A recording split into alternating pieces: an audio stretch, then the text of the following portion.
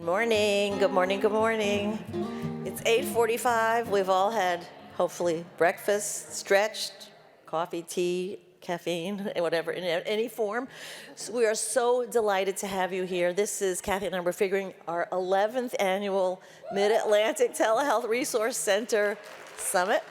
The University of Virginia is the home of the Mid-Atlantic Telehealth Resource Center, and it is HRSA funded, so we are so grateful to our colleagues at HRSA, the Office for the Advancement of Telehealth, and HRSA in general, for their support of the telehealth resource centers. It's a tremendous privilege. We had a wonderful day yesterday. Our pre-summit sessions were fantastic, a lot of fun all being together. And the focus this year is really on equity. As we know, telehealth has been an incredible tool for access to care, and we had tremendous advancements with the public health emergency. But now with the sunset of the public health emergency, all the more important that we consider health equity in the delivery of healthcare services and that we don't leave anyone behind. So I want to thank our sponsors. I want to thank HRSA. I want to thank our program officers who are virtually attending today, Michelle Carnes and Bill England, Carlos Mena, who will be also leading a panel or discussion later today, and all of you for joining us. And I want to turn it over to my wonderful friend and colleague and partner, Kathy Wibberley, who is the Executive Director of our Mid-Atlantic Telehealth Resource Center, and my thanks to all of you for doing what you do and to serve patients. We have an amazing morning. Robert McKenna, Andrei Ostrovsky, a friend and colleague, and I guess Rob's going to introduce Andrei too. So Kathy, to you, she's going to do some housekeeping. Thank you for being here. Huge thanks to our sponsors, and we'll get going with the meeting today. Kathy. Thanks, Karen. I get the fun part of doing the housekeeping stuff. So we can hop on to the next slide. Please silence your phones. We just would love for you to do that, and so we don't get all the funky ringtones throughout the session. Wi-Fi access is Hilton Honors Meeting. Winterfest 2023 is the password. If you're going to post on social media, please use our hashtag @Matrix2023. All right. If you have not downloaded the mobile app, you will need it, so please do so. You can catch the QR code. It's also in your program guide. You can just do a snap of that. So just a few quick things. There is a little hamburger menu to the left, and if you click on that, there's a whole lot more that comes up besides what's on the very front of the page. But if you're in sessions and you join this session, you'll actually be able to access the polls. There's not going to be a poll for this particular session, but polls, Q&A. So we do have floor mics for Q&A later, but if you have questions as you're going through the session, put them in the Q&A box, and that way everyone can see them. All right. It is a Matrix tradition not to read bios, so life is too short for that. We just trust you that you can read because you're here, you made it here, and all those bios are in your mobile app. A couple of things. We do have a poster hall out there. There will be poster sessions throughout the day today, and as well as all of the information is online. There is a poster contest, so it's the People's Choice Award. So it's really up to you what your criteria are for best poster, but we would love for you to rate those posters and give us the top 3, and the winner will actually win something. We have a job board. I don't think anyone has added anything to it, but I know that many of you are looking, and I know some of the people in the exhibit hall are looking. So we would love for you to use it, post it, so that you have like a group of telehealth professionals here as well as virtually that you can advertise your jobs to. We want to thank our exhibitors, definitely. We can't do any of this without having their support.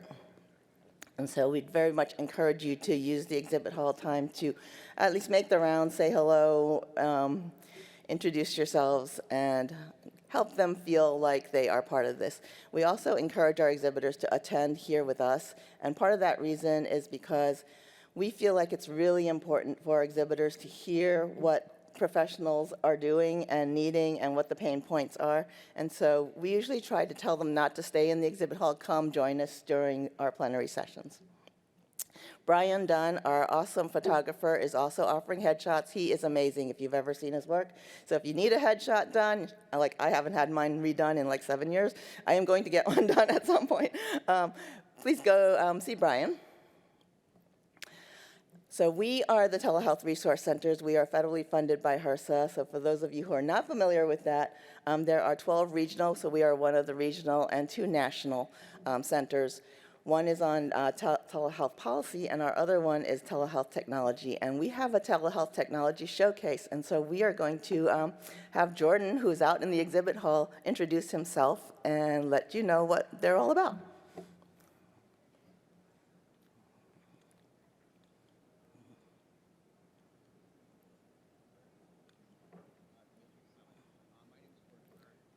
Sound?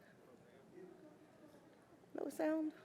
Principal investigator for the Telehealth Technology Assessment Center. And I want to talk to you a little bit about the showcase. We're over here next door in the exhibit hall, and I want to walk you through a little bit of the stuff that we've brought for you today, some things for you to see and experience. So Calvin's running the camera here. We're going to have him come over, and we're just going to walk through a little bit of what's in the showcase today.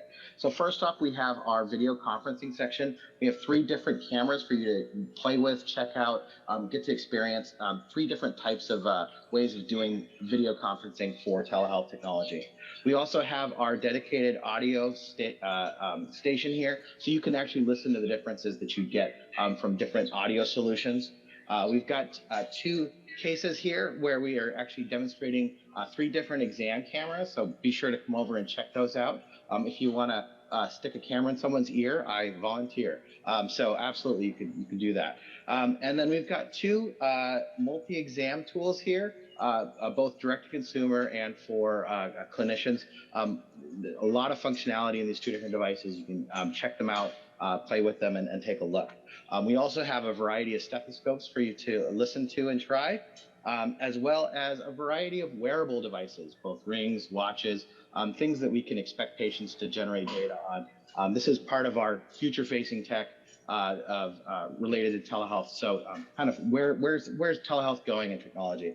And then a lot of information about kind of who TTAC is, how to get a hold of us, and how to get the answers to your questions. So we're thrilled to be here today. Come see us in the exhibit hall. We're going to be here quite a bit. Come talk to us. Calvin and I are very, very friendly, and we're happy to talk to you about any of your telehealth technology needs. Thank you.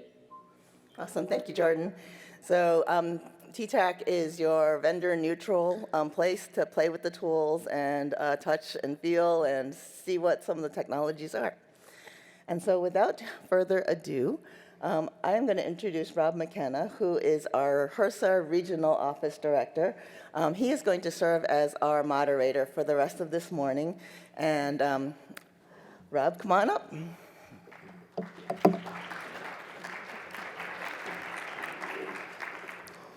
I promise I'm not another long-talking Fed head.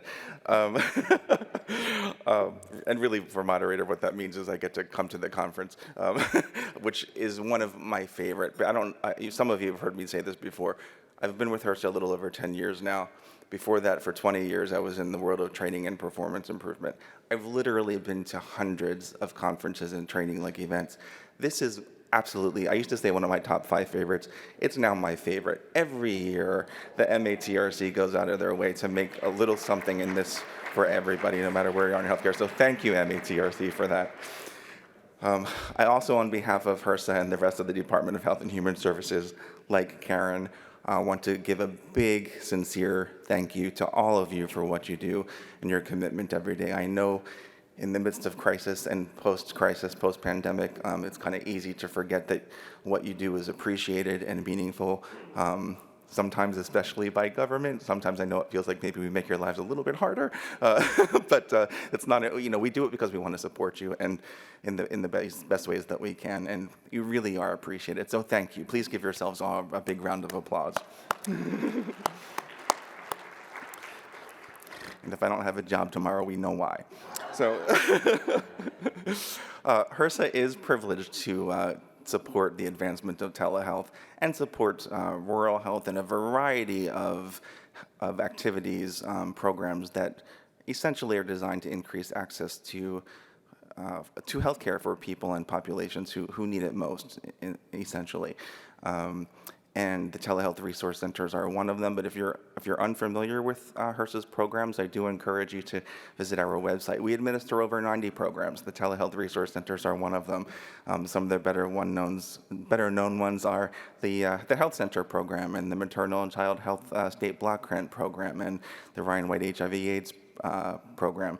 So those are 3 more. If you're interested in connecting to any of those programs as a partner because you're seeking resources, you just want to know more about them, or maybe future opportunities for yourself or your program, know that on the website are contacts like those for the regional offices that I represent that can help you connect to those programs and resources. So know that.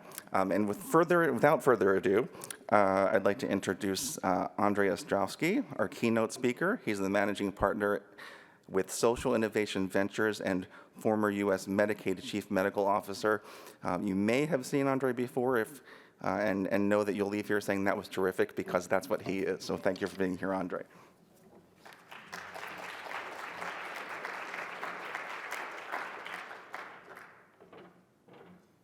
Hello, everyone. Thank you for the kind intro. Thank you for having me back.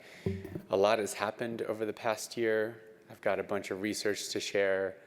We will have a packed agenda of data. All of these slides can be made available. Kathy, you guys have them already, so feel free to share them out.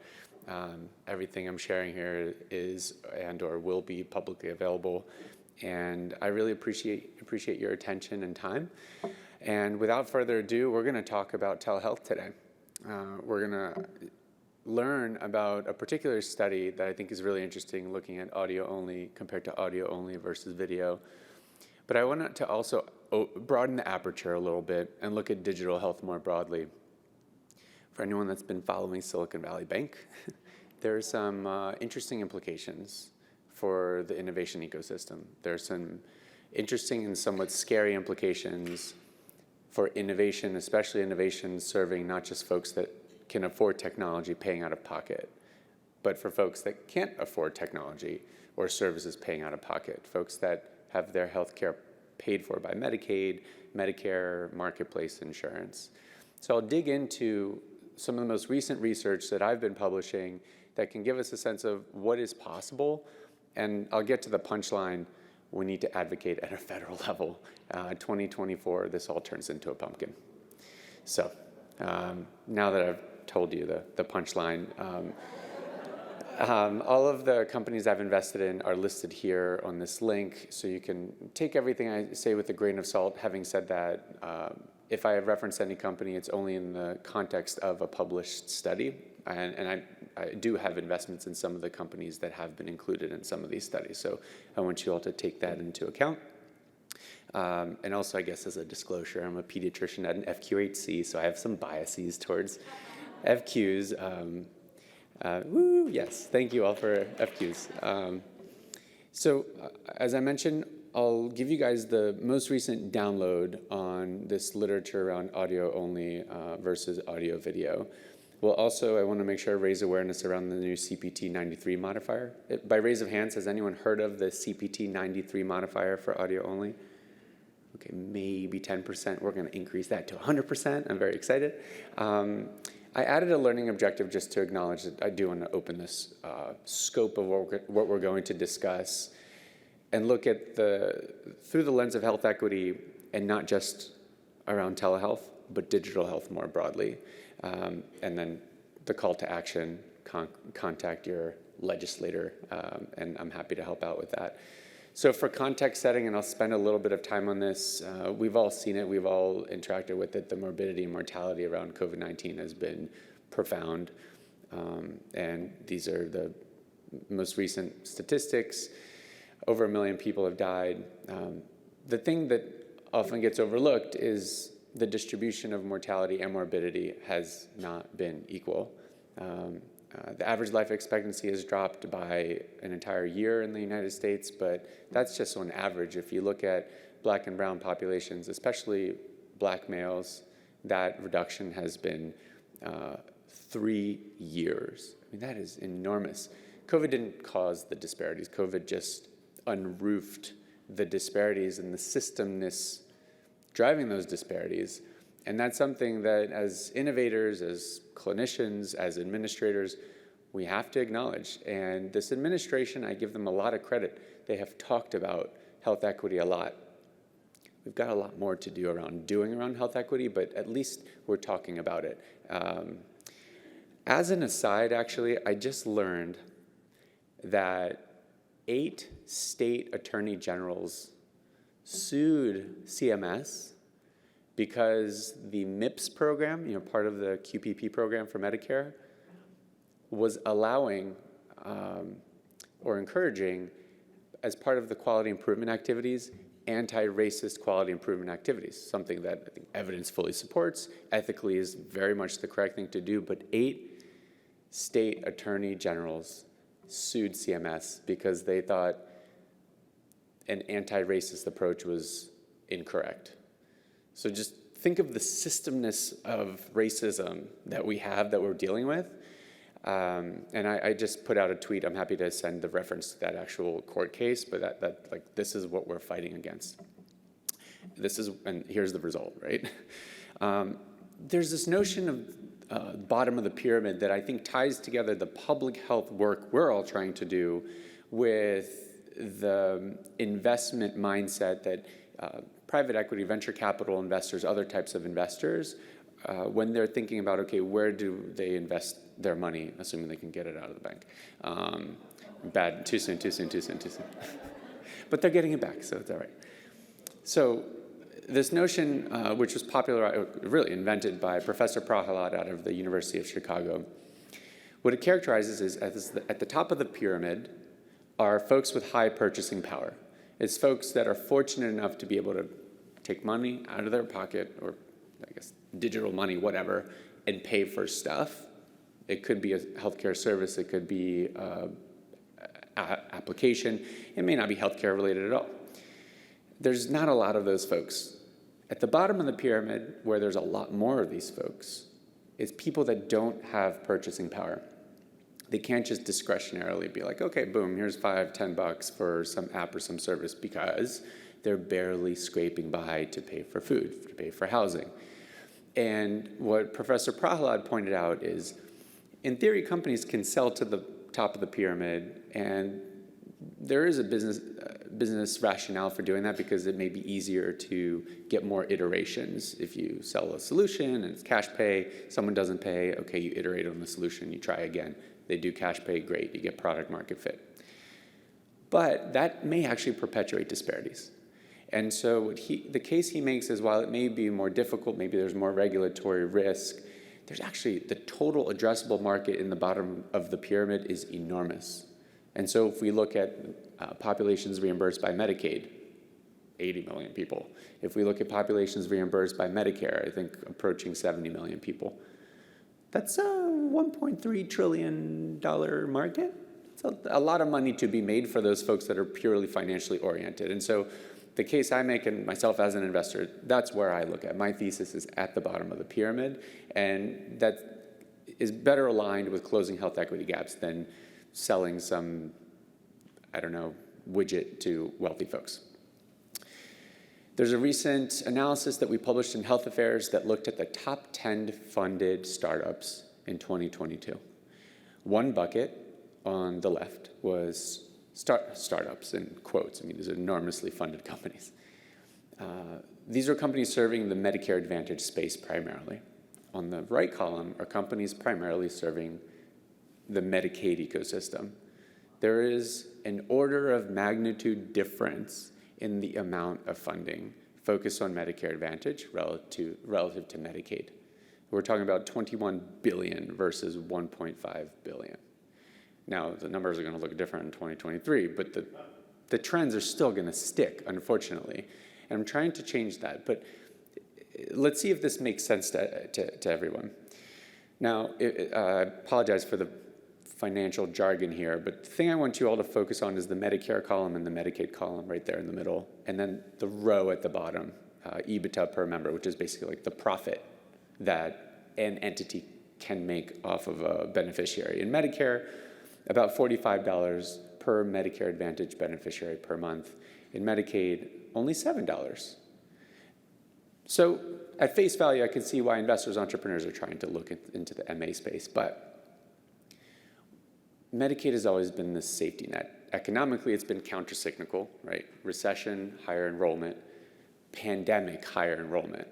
And so we have now gone from 66-ish million folks to 80 million folks whose care is reimbursed by Medicaid. That market just expanded massively. Also, the public health needs, the mental health needs, the chronic condition needs, the SDOH needs have expanded massively. So again, there's the beautiful alignment of the opportunity to invest in innovators serving Medicaid and closure of health equity gaps as a country. Now, as a caveat, redetermination is happening. We can get into the weeds of that. Medicaid numbers will go down, exchange numbers will go up, but poverty is growing. Disparities are growing, so I just want to caveat that. And so for the over $400 billion that's spent on Medicare Advantage, remember, unit economics at an individual member are more compelling. It's a little higher up on the pyramid that we talked about, so that may be why a lot of entrepreneurs, investors are looking at Medicare Advantage. But there's over $700 billion in the Medicaid space, most of which is managed Medicaid.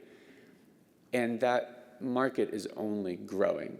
So again, this bottom of the pyramid phenomenon is playing out not just, as Professor Prahalad researched, in the international space, but right here at home. I do want to talk a little bit about employer-insured populations because a lot of folks assume, okay, if you have a job and you have insurance through your job, you're all good, that there are no disparities. That is not the case. In 2021, Parrott al. published this paper that looked at over 100,000 employed folks and SDOH needs within that population. What this looks at is federal poverty level. And what the figure represents is those folks in the green, 300 to 400% of the federal poverty level, which I can tell you, that's still poverty, okay? It is still barely squeaking by. But look at the orange, 100 to 200% of the federal poverty level. Look how many orange circles there are. That's a lot of really poor people that happen to be employed and have insurance through their employer, but they're still struggling to put food on the table, and they have real SDOH needs. Framed a different way, look at food deserts. So the red areas represent just complete food desert, no food accessible. Not a lot of that. The orange represents a low food access area, so approaching a food desert. Look how much orange there is. Fortunately, there's some meaningful green representing sufficient food access, but still, this is an employer-insured population that has substantial limitations in accessing food. When looking at the percent of the population that's searching for certain categories of care by income, the orange represents 400% federal poverty level and above. The blue represents less than 200% of the federal poverty level. The punchline is the folks that are in really impoverished situation, they're searching way more than folks that are less impoverished, although again, 400% of FPL is, you're still having a hard time, especially with inflation. And then in terms of the actual types of services that folks are accessing, so mental health, fortunately, it sounds like they are getting access to, still room to improve, maternity care, telemedicine as a broad category, but then look at healthy food, childcare, transportation. Those services just are not available. And that's a big issue. So huge SDOH needs, health disparities do very much exist, perhaps less pronounced in the employer-insured population, and certainly it depends on the employer type, right? If you're talking about a high-end law firm versus industrial, a manufacturing company, it's a different split. I wanted to reframe disparities in a slightly different way. It's not just about do you have access to certain services necessarily, it's not just about income. And if we go to our friends at CMS, and I used to work there, I have a lot of dear friends there, I support it, they do amazing work, but there's systemic issues within CMS. And what my colleague Everett Crossland and I did was we did an analysis of the types of devices that end up actually getting paid for by Medicare. We looked in particular at breakthrough designated devices, devices that are doing or trying to do really innovative things. And then we looked at FDA approval or clearance of those devices. So there were a total of 325 breakthrough designated devices. Of those, only 10% got FDA approval or clearance. Of those that got approval or clearance, 2/3 got reimbursed. We were both actually surprised by that. Does anyone remember the MCIT proposed rule shenanigans that were happening about a year ago? The one-liner in that, we don't have to dwell on it. Basically, CMS was looking at fast-tracking FDA-approved technologies to get reimbursement. And the concern was there's a big backlog of FDA-approved technologies. What we found is actually the backlog's not that big. And it depends on what kind of technology, or more importantly, what body system that technology is trying to address. We also noted in the category of devices that were deemed software as a medical device or a digital therapeutic, there was only one. There was a single one. And so there appears to be a device-level discrepancy or disparity. But more importantly, and a little scarier, is if we look by organ system, and in particular, if we look at the dark blue, so dark blue represents breakthrough designated devices that are digital therapeutics or diagnostics reimbursed by CMS. There's only one in ophthalmology and nothing else, nowhere else. And then if you look at the light blue, which is any devices, regardless of type, that are actually reimbursed by CMS, look at the absence, especially within behavioral and neurology, relative to all the just quantity of devices coming through the hopper. To put it a different way, 95% of breakthrough designated devices that are FDA approved for somatic conditions get reimbursed. So if you're an innovator or an entrepreneur, the incentive is, well, let's do something for the joints, or let's do something for the heart especially. You got a heart device, it's gonna get paid for by Medicare. But if you're trying to do something for brain health, watch out. It's only 1 in 3 that actually get reimbursed. So there is a anti-brain health theme here within CMS. And I know I've spoken with a few of my behavioral health colleagues at the University of Maryland, and I asked them this question of how, and I'll ask you all this question, how many psychiatrists do you think Medicare employs? How many? Don't be shy. Feel free to shout out. 5? Anyone else? 0. There's about 6 cardiologists that CM, Center for Medicare, itself employs. So where do you think their literature base is going to come from? Where do you think their clinical experience is going to come from in terms of introducing their, bringing their medical expertise? In Medicaid, where I worked, Center for Medicaid and CHIP Services, for a very long, and I was only the 2nd chief medical officer for that program. It's existed since 1965, right? So it's got a bit of a problem. The largest insurer in the country never had a CMO up until my predecessor. And for a while, we didn't have any physicians in CMCS. Right now, we have a whopping 2 to cover 80 million people in the country, to spend, I think we're at 700 billion a year. So think about that. And this is really important for those of us that are trying to address behavioral health. This comes down to some very basic ethical principles. By raise of hands, any clinicians in the room? Oh, I love it. It's like 60, 70% of the room. Okay, we're bound by this stuff, right? In our clinical training, or med school, nursing school, social work, this is the stuff that we literally is like day one what we have to do. Justice, there's a real risk to fairness. And if only commercial insurance or only cash pay is how you get access to an evidence-based intervention, that compromises justice principle. Beneficence, duty to produce benefit. If there is evidence for a thing, we should be offering that thing to patients, whether it's a molecule or whether it's software or it's a service. If the thing doesn't work, We cannot offer it to them. I'm glad that, that's why the FDA exists. The FDA is not perfect. We have room for improvement. But we have processes in place to ensure that beneficence is put into practice.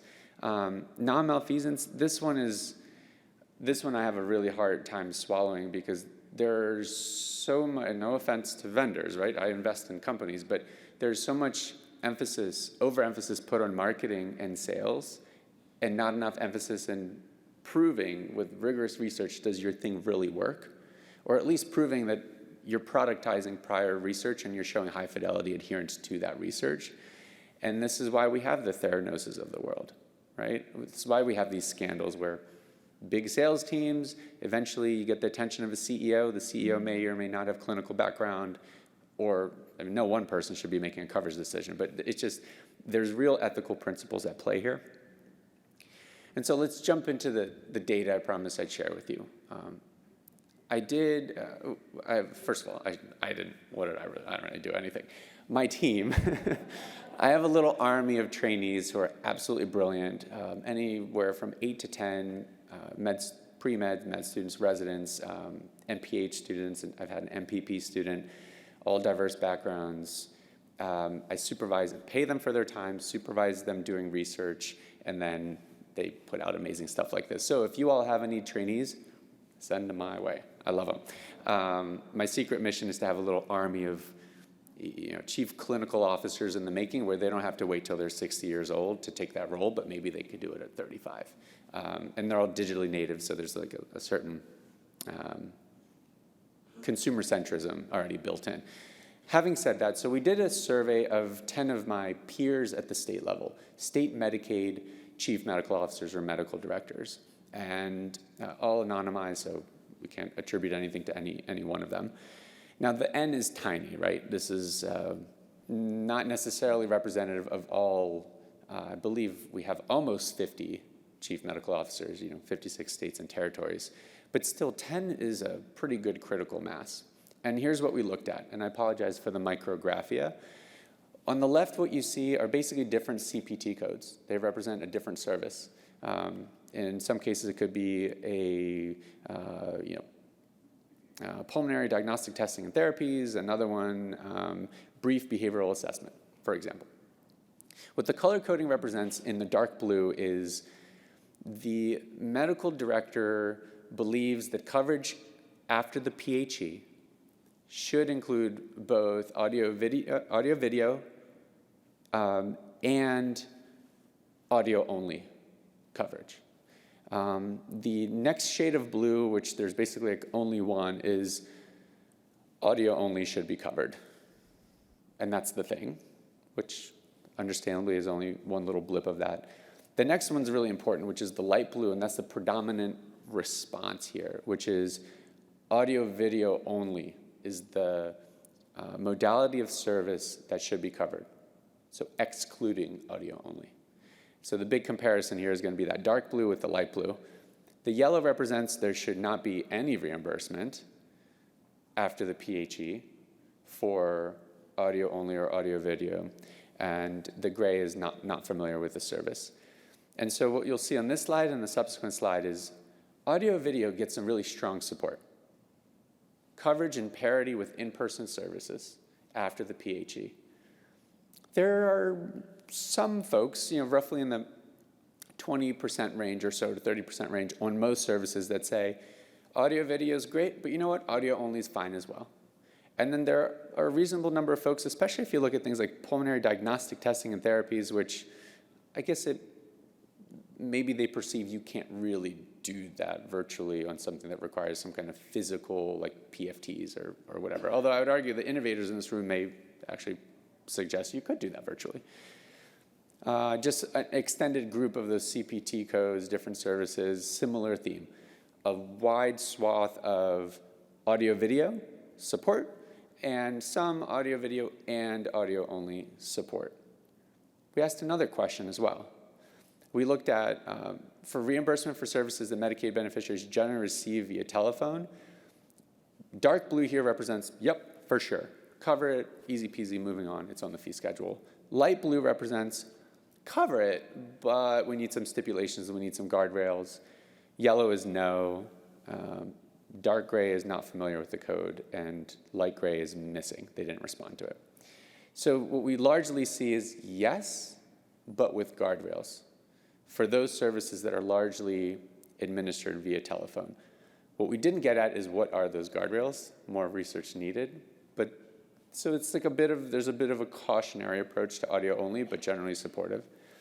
We asked about interprofessional services, which this is a bit of a not moot point. We kind of shared this data to advocate for this, but now CMCS has issued guidance around e-consults. Right? The National Medicaid Program is now no longer doing Virginia's quietly innovating here because a General Assembly said, go ahead and pay for it, but the feds haven't approved. No, CMCS is now like, let it rip. Are folks familiar that Virginia led the charge on that? Good job, Virginia. As a reminder, CMCS, the federal Medicaid program, if a state goes to the feds and says, we're going to do this, unless it's like fully illegal, the feds are going to have a hard time saying no. And so e-consult's a great example. So for other states that are trying to do innovative things with technology, with telehealth, digital health, if you demand it of CMCS, they will have a hard time saying no. They may push back. They may say do an 1115 demo or whatever. But you'll probably get it approved eventually, especially if you invoke and show data that it closes health equity gaps. You're almost guaranteed a green light. If you need any help, let me know. I will happily volunteer my time to draft that state plan amendment or whatever for you. I digress. This is a really important final question we asked, which is what was your motivation and how you responded to these questions? And the first three, I guess we weren't really surprised. Services likelihood to improve access to care. That's like the most Medicaid thing you could say. Mwah, chef's kiss, love these guys. Services likelihood to improve outcomes. Okay, bunch of clinicians, makes sense. Services likelihood to improve health equity. 8 out of 10 folks responded, that's a major driver. Two things that were a little surprising. If you look at the bottom, the last 2 rows in particular, the service's contribution to the financial sustainability of the Medicaid program, only 3 out of 10 folks thought that that was an important driver of their decision. And this shows the distinction between a state Medicaid director and a state Medicaid medical director. So for those of you that are advocating for a thing, keep in mind what is motivating those folks. State Medicaid directors oftentimes are finance backgrounds, CFO types. There are clinicians, there are non-finance folks, but oftentimes it is a finance lens, budget stewardship. Our Medicaid medical directors, they are there to really ensure patients are getting what they need, which is pretty cool to see. Also surprising, I'm not sure how to explain this one. I have a hypothesis. Level of evidence for the service, only 3 out of 10 use that as justification for their responses. And again, we didn't ask this question, but I surmise it is because there are some modalities of treatment virtually that just don't have a robust body of literature. But the reflex is let's reflex to access, and then let's develop the literature as opposed to let's reflex to no access, and then it'll be hard to develop the literature because you don't have a health services research sampling frame. And I think that's a really important takeaway as different state Medicaid programs are coming up with their legislative and regulatory frameworks, but also for the feds. I mean, like I said, end of 2024, boop, all these flexibilities really fully revert. All right, so conclusions. Medicaid medical directors are generally supportive of audio video as a modality, but audio only kind of needs some guardrails. Medicaid medical directors are supportive of reimbursement for e-consults, and now there is federal policy to empower them to do that at scale. And there's data that suggests that high quality care and health equity should be the primary drivers, and the cost to the system less so. My personal bias, we do have to figure out ways for cost containment, and I'll get to some science at the end of this presentation that will give us perhaps a framework for doing that. All right, we had a few folks that knew about the CPT 93 modifier. I'm just going to celebrate Medicaid medical directors, because a bunch of them got together, including the former Virginia Medicaid medical director, and the new Virginia Medicaid medical director is awesome as well, Dr. Chetan Bhattacharya and now Dr. John Morgan. They got together and they went to the AMA, and they basically asked the AMA, petitioned the AMA to create a new code, universal, nationwide, that actually captures audio-only telehealth. Prior to this code being introduced in 2022, each state had a different approach. It was a G code or some crisis response modifier, this or that.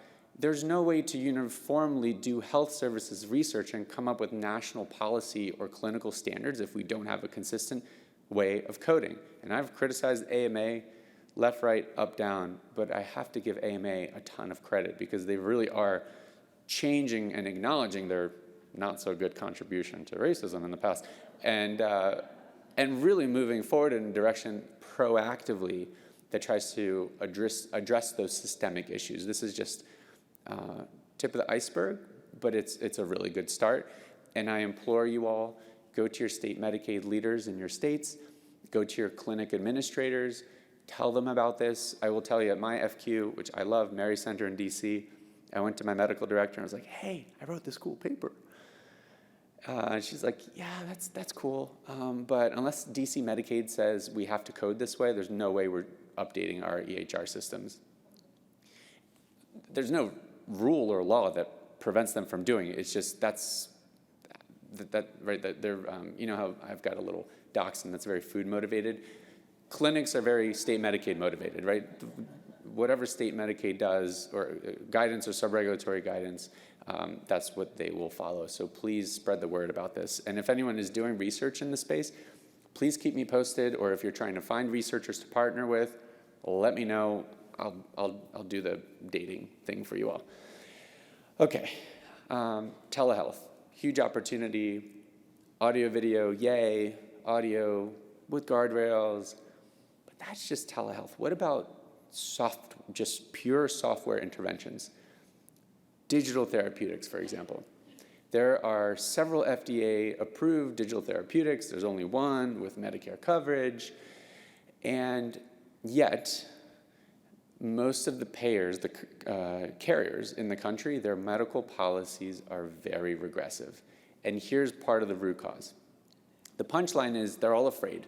No one wants to be brave. Put on their big kid pants and do the thing that they're supposed to be doing for our patients. And what they end up doing is creating medical policies as following. So this is for mobile health, mobile software applications, MSAs. They set 2 criteria. The first criteria, Roman numeral 1, ABC, all makes sense. FDA approved, sure, why not? Has good scientific evidence, love it. But then we get down to Roman numeral 2, Part B. They have this little asterisk, in accordance with generally accepted standards of medical practice. Asterisk elaborates down below. Recognized by the relevant medical community and physician specialty society. It takes a long time for specialty societies to get around to being up to speed, especially on anything that is digital. Think of who is in power at these specialty societies. These are not digitally natives, right? These are usually older white men that have, worn their no offense to bow ties, love them, but have worn their bow tie ever since they went to Harvard, or maybe Penn. That's it. Because God forbid we get anyone out of those two other than those institutions. That they learned back in the day. That this is how you do coverage and this is how you do synthesis of evidence. They're probably not on Snapchat or TikTok. And I don't think you have to be on Snapchat or TikTok to be a good evidence synthesizer, but there is just an intrinsic reflex towards tech or towards consumer centrism that I don't think is pickled yet through the leadership of medical specialty societies. There's evidence to show this, in fact. So the average time it takes from when there's robust research to when a medical society adopts that research and makes it deemed standard of care, first of all, it's very hard to obtain this data, so it's a black box. We don't really know how long it takes, but it could be anywhere as quick as 2 to 3 years, which is only the case, well, supposedly 40% of the time. I think it's much lower. But it could take 4 to 5 years. Our patients don't have time, don't have 4 to 5 years when they have a chronic condition that could be reasonably managed with an evidence-based intervention that's FDA cleared. Here's another example of a medical policy. And I mentioned earlier one of the ethical principles of beneficence and then also non-malfeasance. So the yellow arrows on the left here represent that there's some outcomes data, but the solution is not FDA cleared or approved. The green is reasonable outcomes data, FDA cleared or approved. There's 3 solutions that have coverage from a major national carrier that at this point in time of coverage decision, they weren't even an FDA cleared solution. Now they had some retrospective cohort studies, but it's like, okay, the FDA hasn't even given its blessing. And for what it's worth, I'm an investor in one of them. Like I learned to live, love them, great solution, but they need to develop evidence. They shouldn't be reflexively covered yet.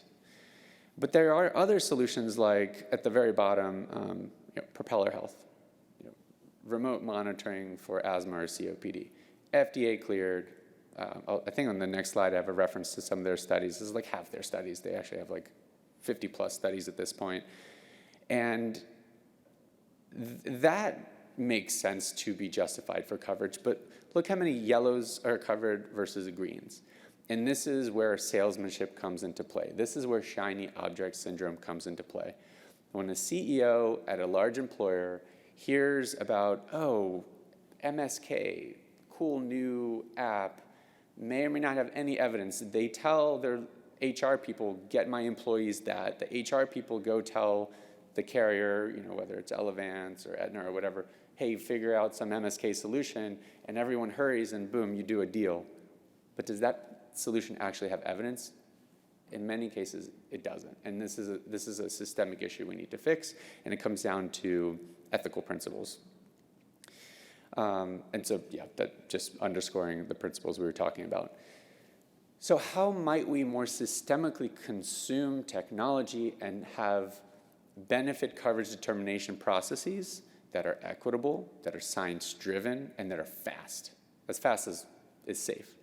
So Medicaid, of course, is my baby, my happy place. So I did this study with one of my mentees, which we published now 2 years ago. We surveyed 7 state Medicaid programs for how they did their benefit coverage determination processes. And I have to say, well, we surveyed more than 7. 7 were the ones that bubbled up to the top that seemed to demonstrate what looked like best practices. Most states have a very burdensome process, very manual process, and a process that's generally quite regressive and not very equitable. And so we identified that there were 11 principles. I won't read through all of them, but 11 principles of a benefit coverage determination process. And the link to the paper, for those folks that actually want worksheets, we have 4 worksheets that are referenced in Google Doc format. You can literally copy and paste and embed them in your state Medicaid program, embed them in your employer HR processes, embed them in your FQ, internal, whatever, right? This is just a great set of automated standards and protocols to make coverage determination processes with offloading the burden not on the state Medicaid agency or the carrier or whatever, but putting the burden on the manufacturer. If the manufacturer wants to make money by having you cover their stuff, let them do the work. That's why they have investors to fund them. One of the principles I've really liked that we identified was involving a diverse group of stakeholders. So this includes patients. This includes beneficiaries. This should include providers. Did you know that in Nevada, their P&T, their like pharmaceutical and therapeutic, the committee that decides coverage decisions, they don't have a physician on that committee? Well, they do now because they finally have their first state Medicaid medical director, but how did Nevada come up with coverage decisions prior to that? Right, so we need a diverse group of stakeholders, at a minimum, clinicians and patients, and also making the coverage decisions really transparent. let the manufacturers know if it's not good enough yet, why not? Let them improve. Let other manufacturers benefit from that as well. Expedite the process, shorten the cycle time. We also provided specific examples where new categories of technology, in this case digital therapeutics, can actually be bucketed. For those of you that are involved with digital therapeutics, you may know that there's a whole drama of, does Medicare actually have a benefit category to cover these things? Medicare, a separate issue. I've written about it and argued yes for sure, but that's controversial. In Medicaid, you can literally do anything in Medicaid. So here are 4 different flavors, and there are others, of how you could cover something like a digital therapeutic within existing benefit categories. And I won't dwell on the details, but this is available in the reference. Okay, so we talked about telehealth. We talked about broadening the aperture to digital health. But none of this is going to matter if we remain stuck in our fee-for-service system, because there will always be scrutiny around fraud, waste, and abuse. There will always be scrutiny around the cost of interventions. So by raise of hands, who can think of what's a solution to the cost issue, or aligning outcomes with costs? Yes, sir. So one of the key issues around underutilization is the fact that people think of telehealth as one thing.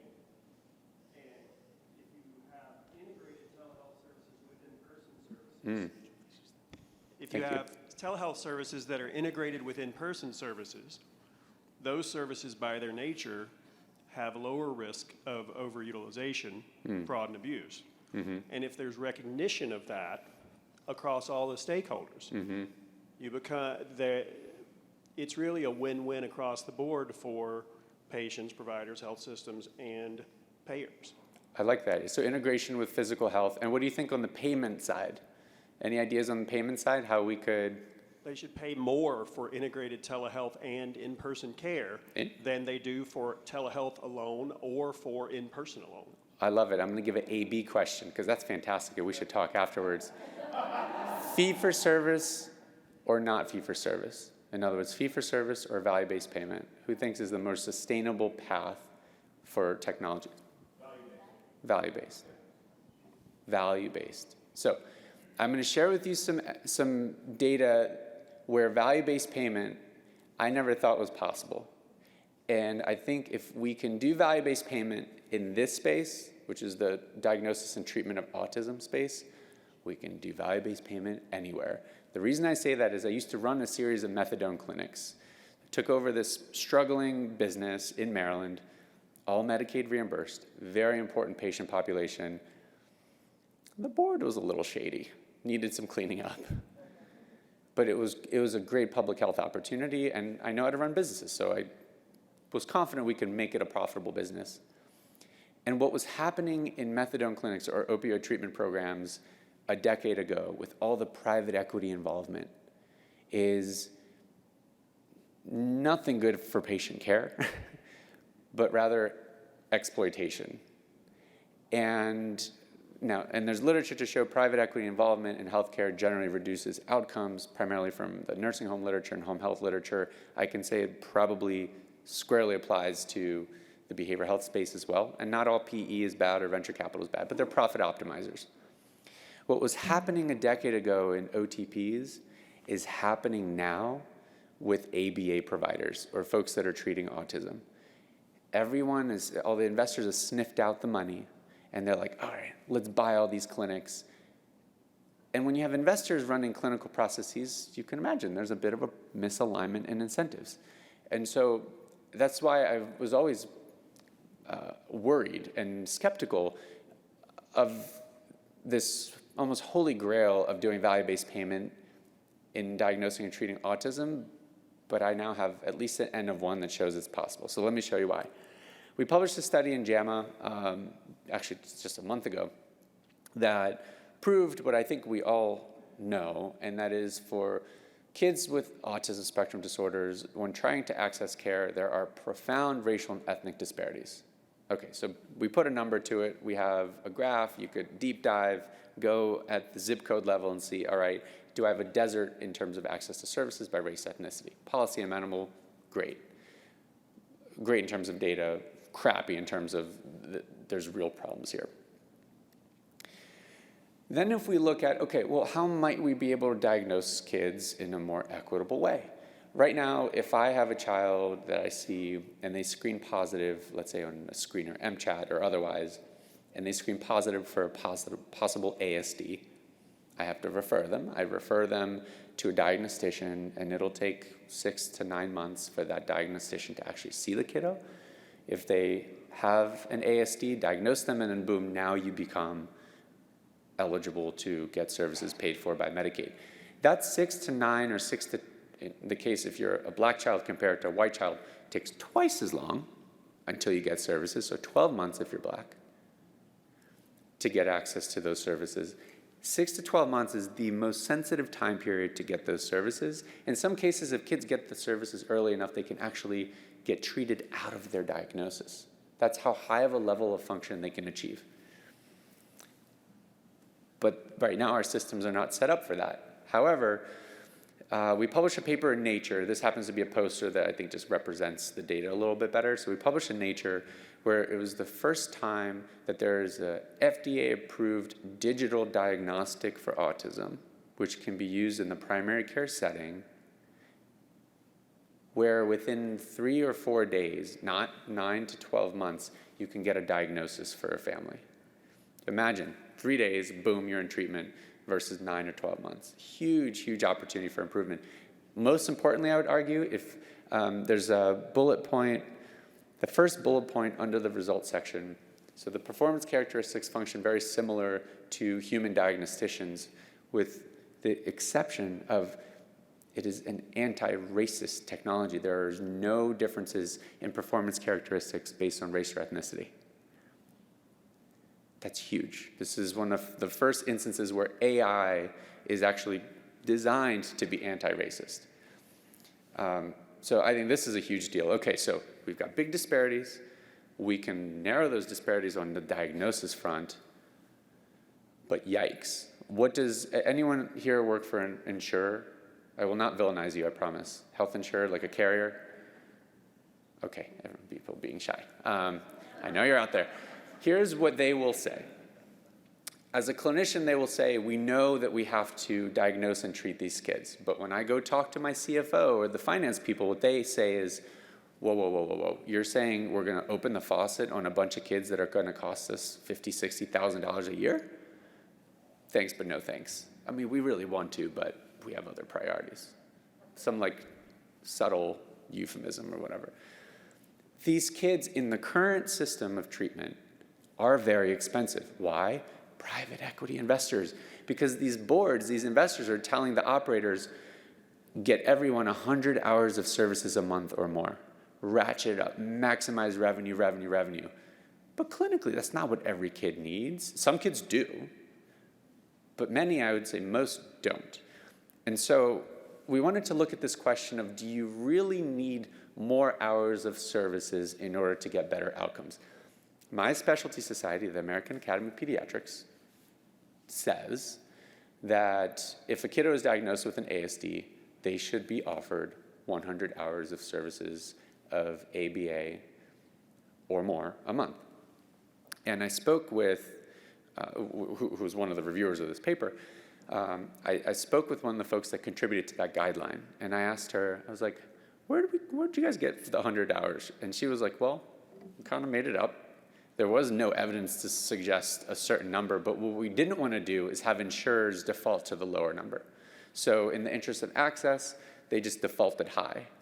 And what this set up, which is well-intentioned, but what it set up was this tension between insurers, which I do villainize sometimes, but I get. They want a utilization managed down from a $50,000 or $60,000 a year kid. And then providers who are saying, yeah, but all my kids need these services, but in reality, behind them is a little puppet master saying, get me more revenue. So you can see how this tension evolves. It's not the provider's fault. It's private equity's fault. And so there's a ABA provider out of California that I was looking at investing in, and I was a little surprised that they were averaging only about 40 hours a month per kid. whereas their competitors in the same environment were averaging about double. I was like, what's going on? Looked at their data. It looked really interesting. And then I really dug into their data. The lead author was Dr. Ted Cho, who's a pediatric intern now at UCSF. Woo! And so this study just got published a couple months ago. What we found was this.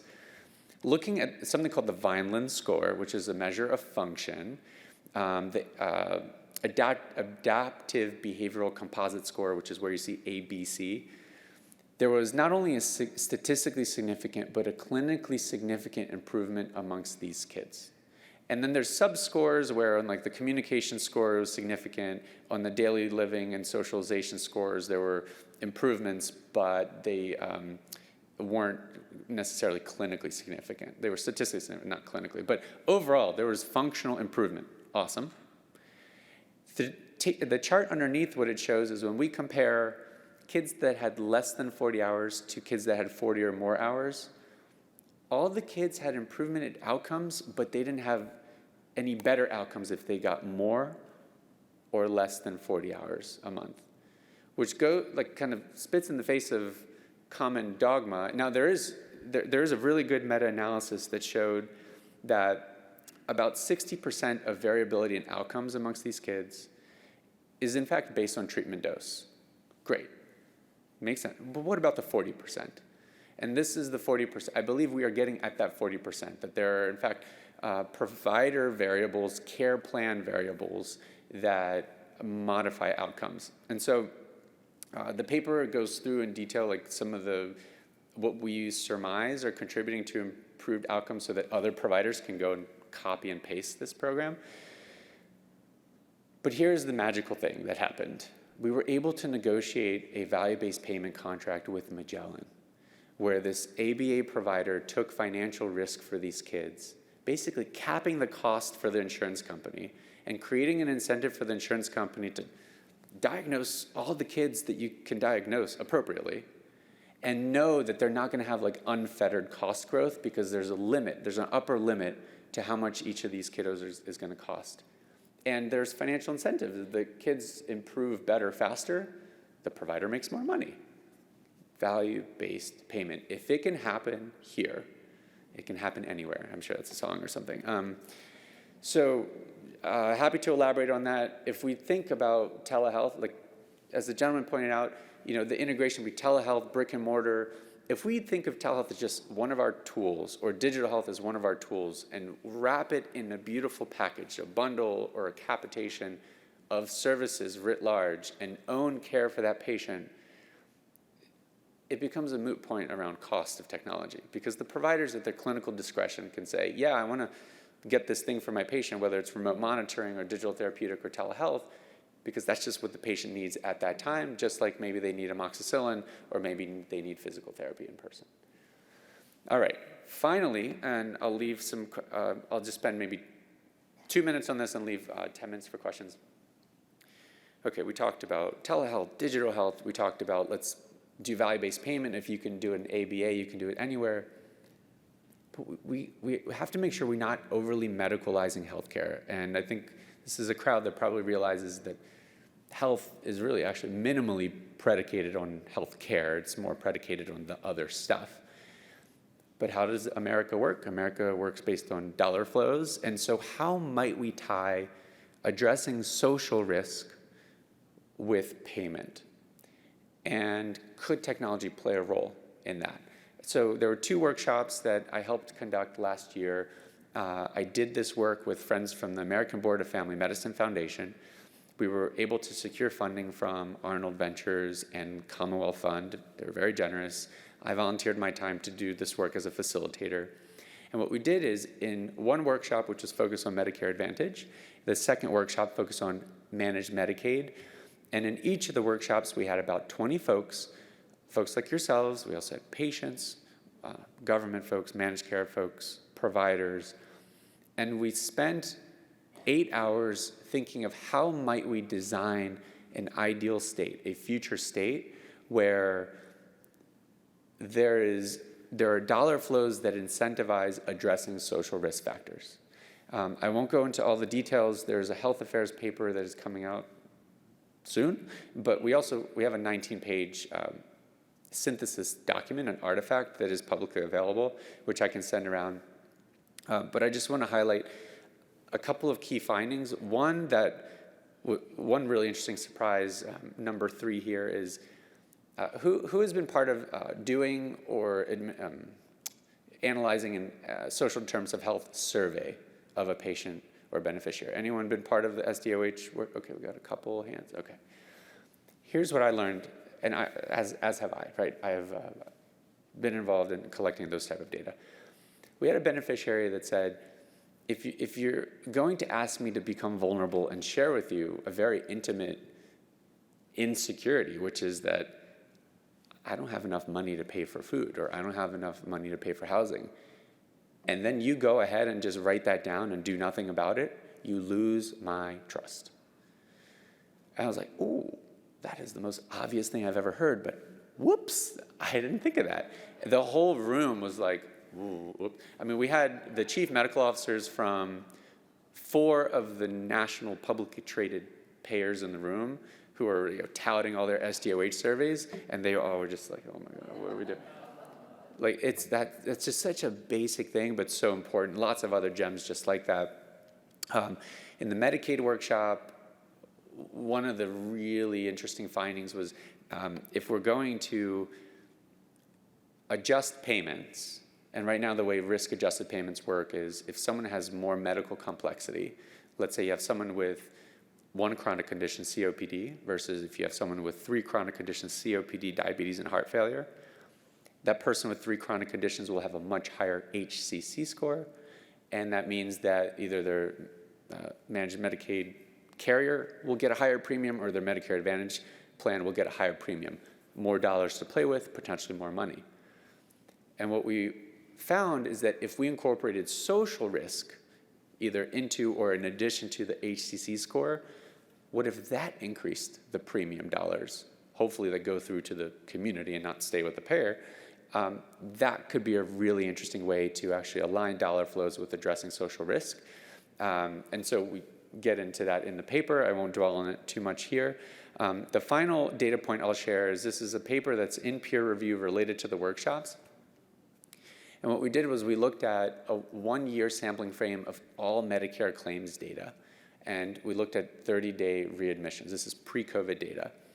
And on the y-axis, we have readmission risk ratio, your likelihood to bounce back in 30 days. And on the x-axis, we have the SDI score, or Social Deprivation Index score. Has anyone here, by raise of hands, heard of the Social Deprivation Index or Area Deprivation Index? You got one in the back, a couple here, okay. This is basically a measure at the neighborhood level, at the, not just zip code, but the neighborhood level of social risk. A 10 or 100 in this case being, basically it's a war zone. A 0, highly affluent area. And what we found is if you look at the upper quartile, so anything above a SDI score of 60, there's almost an exponential relationship. So the higher the SDI score, the higher the 30-day readmission risk. That has been shown before, it's just never been shown on a national level. What has not been shown before is if you look at the first 3 quartiles, prior literature has shown, with much smaller sampling frames, that there is no association between social deprivation and 30-day readmissions. What we showed is it's a weak, but it is a significant association. And so is anyone part of like the ACO REACH program? CMMI? Basically, it's a program, one of the first of its kind by the federal government to pay more money for higher social deprivation areas. The disconnect is in that program, you get more money if you're upper quartile, but you actually lose a little money if you're in the first 3 quartiles. And what this data shows is you shouldn't be losing money if you're serving a middle-class community. It's just that you should be maybe getting an increased payment, but just not as big of an increased payment as if you're doing like Social Deprivation Index 100. Wrapping it all together, technology is just one of our tools that we have available to us. We have to get the payment models right. We have to move towards value-based payment to allow these technologies to really flourish and create the value that they're capable of creating.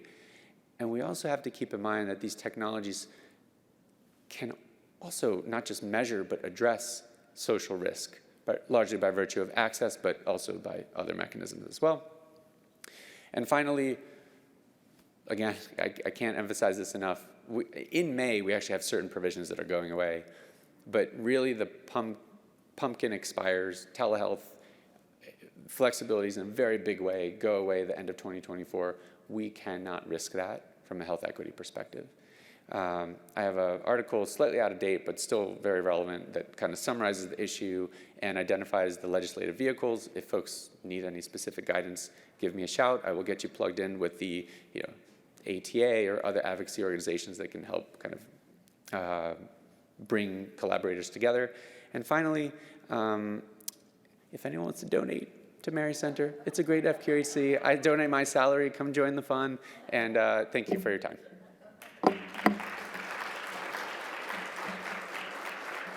Thank you. We told you he would be terrific. Now's a great time to start putting your positive feedback in the feedback tab on the app. So we have just a little over 3 minutes left for questions.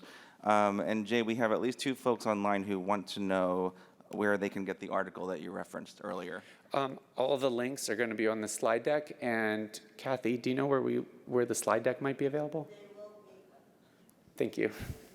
Since we just got his slides this morning, we will update Oh, way to that. wrap me out, Kathy. Thanks a lot, Kathy. I'm just saying. I deserve it. I deserve it. I deserve it. We will get those updated by tomorrow. Thank you. It's true. Also, would you please repeat how many cardiologists are employed by CMS? So employment numbers vary. It's at least 6 right now. It could be as high as 9. But then that's also not taking into account the regions, and there's probably a few more in the regions. I don't think we have a single psychiatrist in the regional offices either. Okay. If you'd like to submit questions online, please do. If you'd like to come up, if you're here in the room, you're invited to do that too. We still have another 2-ish minutes. Also stick around afterwards if folks have questions. At the beginning of your presentation, you made the case that Medicare and Medicaid are much bigger markets, and you can make significantly more money. What do you say to people in particular who say you can't make money on Medicaid?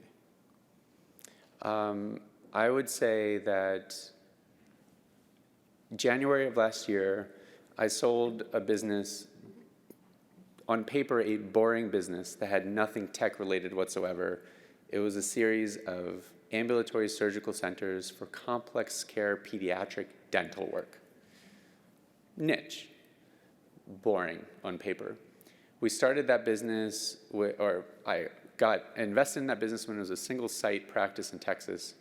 We sold that business when there were 13 sites in 4 states. That was a 65% internal rate of return on that deal, which on average the investing in the stock market will give you, well, not these days, but like 5%. This was a company that was sold for $250 million, all Medicaid reimbursed. And it was bread and butter, evidence-based practice in the community. And the magic sauce, the simple magic sauce was, instead of kids getting treated out of their community in a tertiary medical center where the Medicaid facility fee was about $10,000, for what? I don't know. Versus what they ended up getting is a $1,000 facility fee out in the community where the staff looked like the folks in the community, talked the language of the folks in the community, the same anesthesiologists, the same pediatric dentists. And so it was a facility fee arbitrage. And that deal made half of my fun. This is why I can putter around and sail most of the time. And I had another business, which it's a little less direct, but City Block, right? City Block Health, basically it's a glorified FQHC to be determined if it can fill its shoes evaluation. I was the first check into that business, and it was one of my first angel checks. I wrote a $10,000 check. I sold all of my shares on the secondary market for $500,000. You can make money in Medicaid. The caveat with City Block is it's overvalued. But I love the team and I love the business, and I think eventually those things, its value creation and its valuation will align. I can't share certain other deals because they're kind of percolating, but I'm going to make a lot of money, largely because of Medicaid dollar flows and creating value for those beneficiaries and saving taxpayer dollars. Now, you could do that in Medicare Advantage for sure. It's probably a little easier, a little faster. The problem is it's too easy to exploit Medicare Advantage and like HCC upcoding. And I try to hone in on Medicaid populations because that's where I think biggest health disparities are. But you can make a lot of money in Medicaid if you do it correctly. And the thing is, invest in diverse leadership, have leadership represent the community. Don't expect you're going to flip it in 3 years. Have a long-term time horizon. The money will come. As if Dr. Ostrovsky was not interesting enough. Didn't he just get a lot more interesting in the last 30 seconds? I'm sorry, we are out of time. I'll stick around though. Yeah, we can hang out. Yeah. So we'll be moving now to our morning break. So we thank you. Thank you, Dr. Ostrovsky. Thank you so much. I appreciate it. Thank you.